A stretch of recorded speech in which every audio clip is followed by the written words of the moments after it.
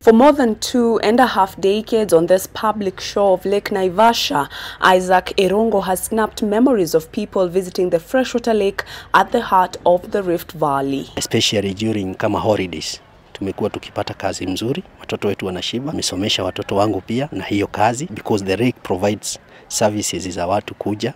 Irungu is just one among more than 300 fishermen and business persons who make a living from the waters of Lake Naivasha, a lake that faces increasingly high levels of pollution, the most common being from wastewater. Wakati mvua iko mingi, takataka nyingi zinatoka juu na maji zinakuja area kama hii. Even when you eat polluted fish, definitely you know the effect it's going to have on your health. The system is connected in such a manner that the waste that is finding its way here is not just finding its way into the lake, but finding its way into our own lives. According to UN Environment, developing nations risk failing to achieve the 2030 Sustainable Development Agenda owing to the reality that wastewater is mostly released directly into the environment without adequate treatment. We really hope and are trying to engage communities that they can take it on, that they can help sustain the future of this lake for their own sakes, because their livelihoods depend on it. A 2-hour cleanup of the shore in the Karagita area saw students and environmental lobby groups